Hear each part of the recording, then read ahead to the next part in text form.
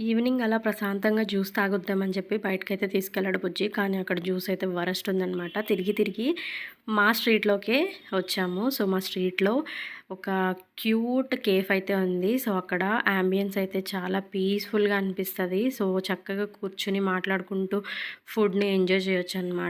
So, మేమైతే chicken pakodi and chicken keema dosa and french fries and also ah, paneer manchuria అయితే order చేశాము. So, తక్కువ క్వాంటిటీ ఆర్డర్ చేశాము. బిల్ కూడా మనకి 500 ఆ రేంజ్‌లోనే అయిందనమాట అక్కడ. సో, కాస్ట్ అయితే రీజనబుల్‌గా ఉంది. నాకైతే చికెన్ కీమా దోస బాగా నచ్చింది. అండ్ నా ఫేవరెట్ వచ్చేసి భీమవరం దోసగాడిలో చికెన్ కీమా దోస ఇష్టం అనమాట. సో, భీమవరంని చాలా మిస్ అవుతున్నాను నేను.